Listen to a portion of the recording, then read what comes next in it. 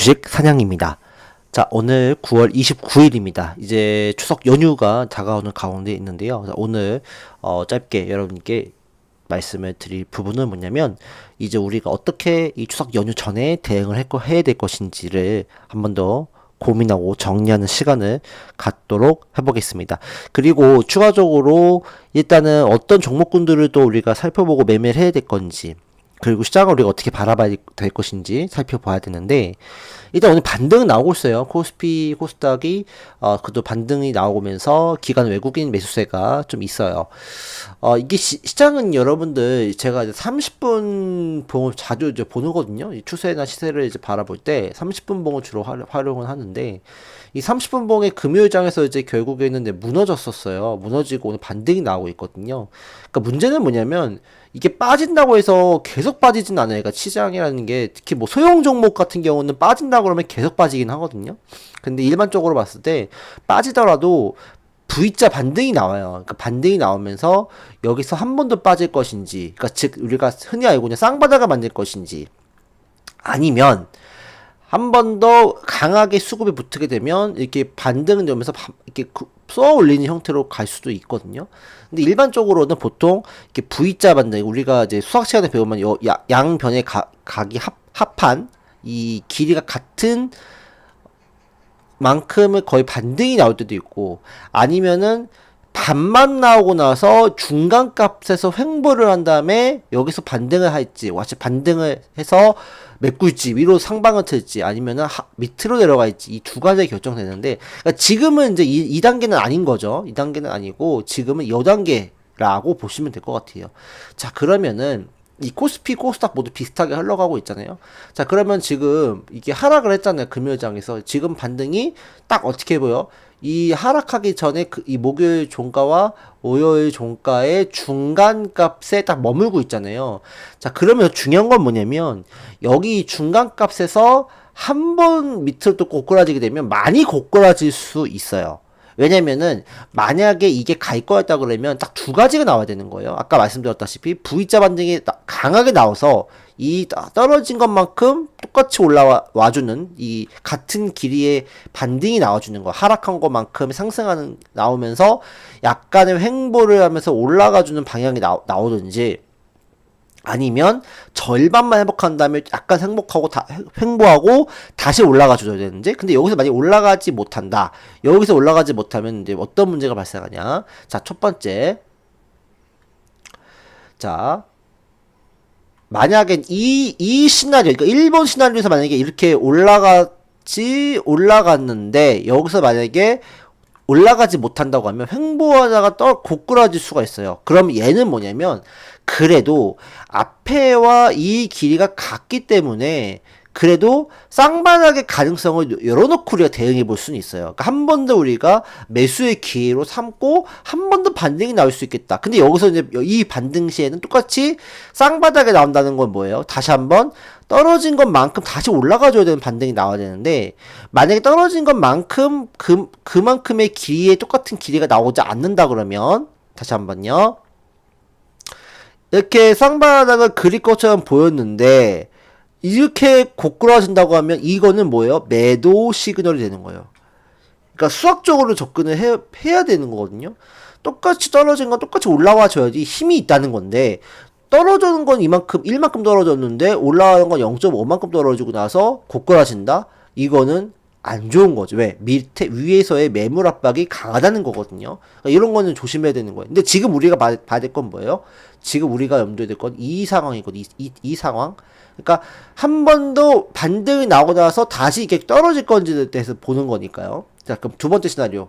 아까 말씀드렸던 게 뭐였죠?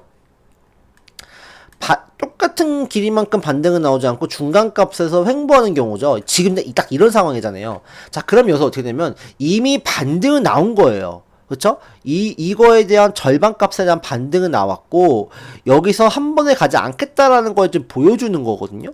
그럼 여기서 무조건 이게 더 올라가려고 한다면 결국에 다시 틀어줘야 돼요. 이렇게 틀어줘서 올라가줘야 돼요. 그리고 나서 여기 또 전고점이 있으니까, 즉 이 목요일 값의 종가값 대한 매물대가 있으니까 여기서 한 번 더 흔들리고 다시 한번 출렁출렁 거리다 올라가는 이 흐름이 나와줘야 되거든요. 그러니까 지금은 요 단계거든요. 그러니까 요 단계에서 올라가 있지, 내려가 있지. 근데 올라가면은 다행이에요. 올라가더라도 전고점에 대한 목요일에 대한 이 종가에 대한 이 매물 압박이 있으니까 그걸 한 번 더 거쳐야 되는 부분이 있는 건데, 그래도 그건 희망적인 거예요. 근데 만약에 여기서 이제 밑으로 음봉이 나온다, 즉 여기서 올라가다가 여기서 음봉이 이렇게 나온다고 하면은 그때부터는 우리가 뭐 조심해야 됩니다. 조심해야 돼요. 왜냐면은 한 번 더 하락에 대한 압박이 더 이어질 수가 있다는 거예요. 다시 한번 말씀드릴게요. 자, 지금 장 어때요? 하락을 했어요. 그러면 이게 일반적으로 보통 V자 반등이라고 해가지고 이렇게 V자 반등 나와줘야 되거든요. 그렇게 했을 때 여기서 매물을 흡수를 해야 되니까 살짝 조정을 받고서 다시 올라가주는 그림이 나와줘야 되는데, 만약에 떨어졌는데 반만 나왔어요. 그러면 여기서 횡보를 하는 거 자연스러워요. 횡보를 하는 거 자연스러운데 여기서 만약에 고꾸라지게 되면 많이 고꾸라질 수가 있다는 겁니다.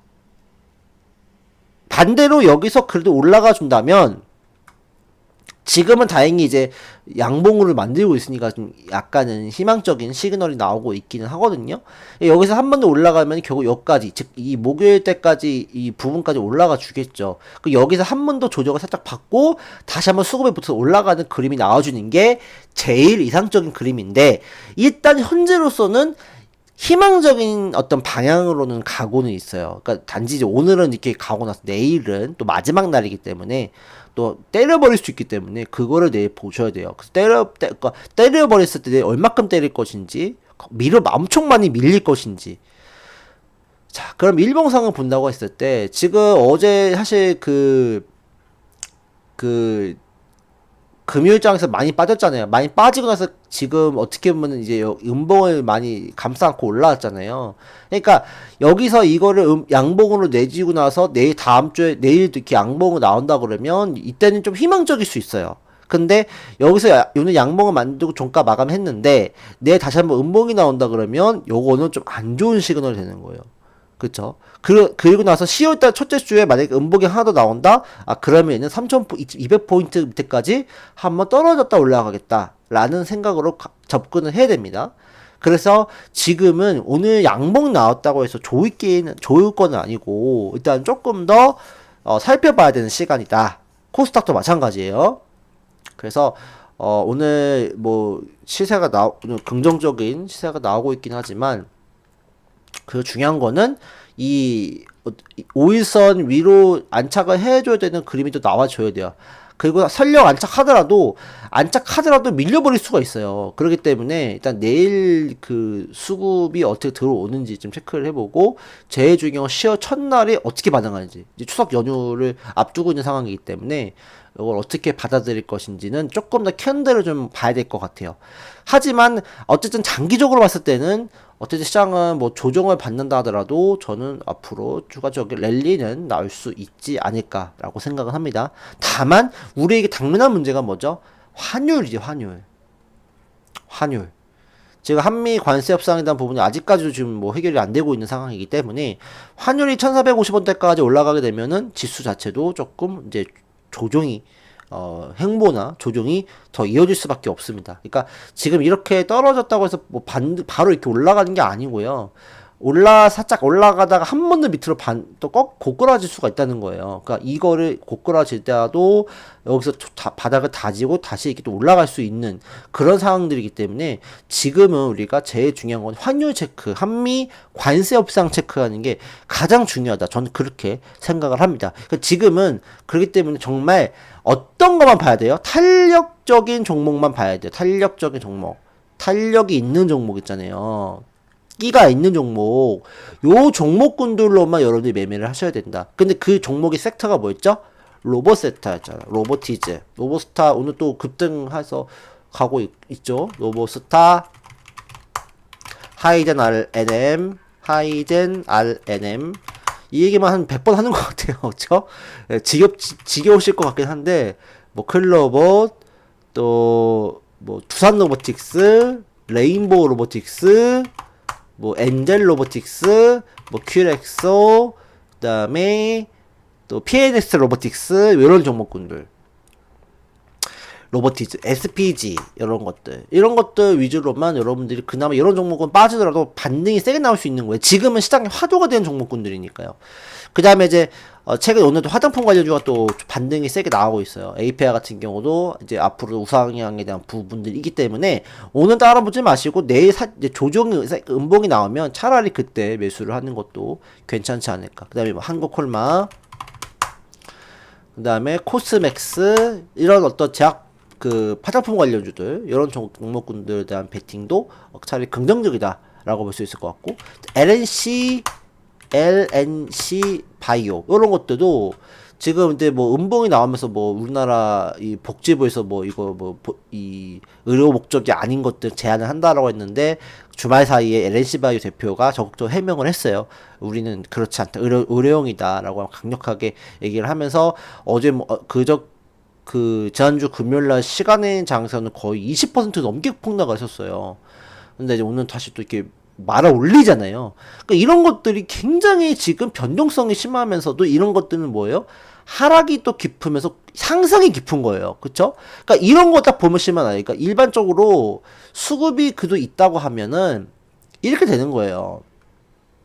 하락을 하면은 반등이 세게 나와요. 이렇게. 얘도 똑같지. 코스닥, 코스피랑 똑같죠. 이게 하락을 하고서 중간값에서 횡보를 하고 있잖아요. 횡보를 하고서 지금 여기서 만약에 강하게 이 방향을 틀면 살짝 조정받고 또 급하게 또 올라갈 수 있는 상황이 연출될 수 있는 거거든요. 그러니까 LNC 바이오 같은 것도 우리가 좀 주목을 해봐야 할 필요는 있다라고 저는 생각하고요. 그 다음에 반도체는 뭐 AI 쪽, 뭐 테크윙이나 뭐 리노공업이나 하나마이크론, 그 다음에 이오테크닉스, 하나마이크론 또 신고가네요. 이오테크닉스, PSK 홀딩스 이런 것들, 그 다음에 리노공업 말씀드렸고, HPSP 이런 것들. 그러니까 이런 것들을 계속적으로 우리가 이런 종목군들을 계속 봐야죠. 제가 말씀드리는 종목군들만 계속 말씀드리는 거예요. 왜 이렇게 지겹게 똑같은 얘기만 하냐라고 말하실 것 같은데 어쩔 수 없어요. 지금의 수급은 요 종목군 안에서 돌고 있기 때문에 그래요. 그러니까 요런 종목군에서 우리가 있어야 물리더라도 여기서 살아남을 수가 있는 거예요. HPSP 뭐 이런 것들, AI 반도체, 아니면 뭐 조금 탄력적이진 않지만 소이브레인 홀딩스 이런 것들도 차기 쪽으로 올라갈 수 있는 기업이 될 수 있겠죠. YC 이런 것들도 YC도 괜찮다 이렇게 말씀드릴 수 있을 것 같고요.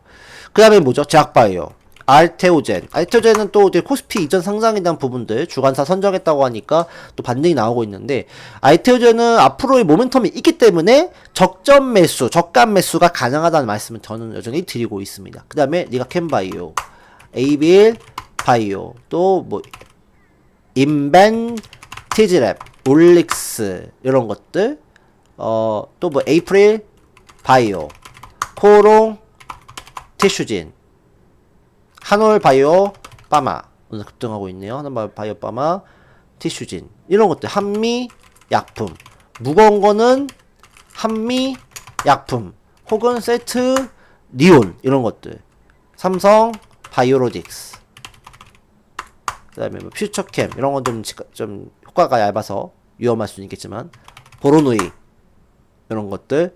그러니까 이런 종목군들을 보셔야 될 것 같고, 그 밖에 또 뭐가 있어요?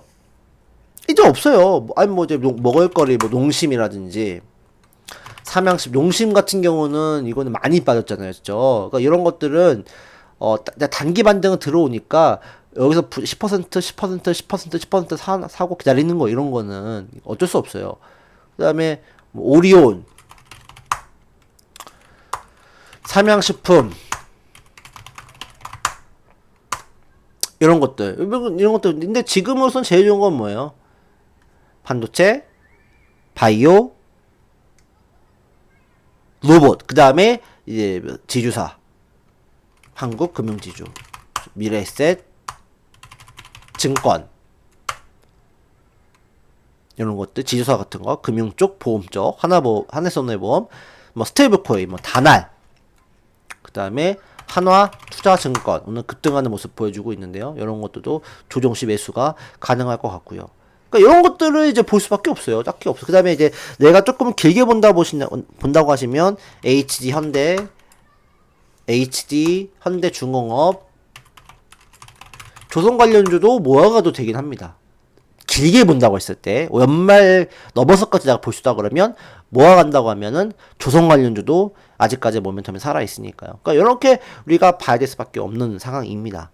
그래서 뭐 지겹겠지만 어쩔 수 없습니다. 그래서 이런 종목군들 위주로 봐야 된다. 지금 이제 장이 열리는 것만 봐도 움직이는 종목군들이 뭐 그렇게 막 뭐 좀 뭐라 그럴까요? 좀 이렇게 의미 있는 종목군들이 많이 없어요. 뭐 그나마 이제 코오롱, 지주사 뭐 올라가고 있고 한투 이제 약간 스테이블 코인, 일동자 비만치료제, 일동원지수 비만치료제, 미래에셋증권, APR, 네이버 있군요. 네이버도 잘 봐야죠. 네이버랑 네이버는 AI 쪽이죠. 그러니까 AI 쪽은 네이버. 그 다음에 삼성 SDS, 더전 비주온, 그쵸? 이런 것들 봐야 돼요. 예. 그래서 이런 거 말고는 조금 우리가 굳이 이 추석 연휴를 앞둔 장에서 매매할 필요는 없다. 그리고 9월 말이 다가오니까 10월 달에 또 이제 움직이는 종목군들을 보고 나서 또 10월 달에 베팅할 종목을 우리가 편성해도 돼요. 그래서 지금 아까 말씀드린 종목군 위주로 보시고 10월 달 넘어가면 10월 달은 또 테마가 바뀔 수 있어요. 올라가는 이 업종이 달라질 수 있기 때문에 그거를 보고 나서 그때 또 추가로 말씀드리면서 추가적으로 9월 말 공략주를 여러분에게 말씀을 또 드리도록 할게요. 10월 달에 10월 1일에서 10월 1일 날 또 말씀을 드릴 테니까 일단 지금은 결론적으로는 아까 말씀드렸던 이 봇, 그 다음에 요 종목군들만 여러분들 보시는 전략, 그 다음에 AI 쪽 보시는 전략, 그렇게만 가져가시면 될 것 같습니다.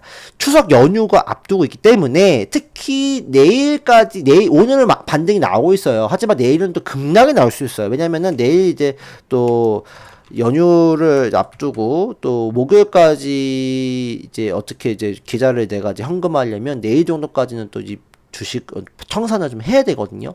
그러니까 오늘 올라가지만 내일은 또 떨어질 수 있다는 생각이 전 들어요. 그렇기 때문에 일단은 탄력 없는 비탄력 종목군들, 조금 끼가 없는 종목군들은 여러분들이 좀 잘 정리를 미리 하시는 것도 방법이 되고, 오히려 조금 더 조정이 나온다고 하면 저가 매수를 살려서 여러분들이 들어가시는 전략이 전 낫다고 봅니다. 하지만 일단 시장 자체는 아직까지 추세는 살아있기 때문에 길게 본다고 하면 어쨌든 우상향으로 갈 가능성은 높다. 저는 그렇게 보고 있습니다. 그래서 좀 9월 종목군들 선방을 하고 있고요. 선방을 하고 있습니다. 그래서 이런 종목군들을 또 9월 말에 10월 1일 날에 여러분들께 또 소개를 해드리도록 하겠습니다. 시청해 주셔서 감사합니다.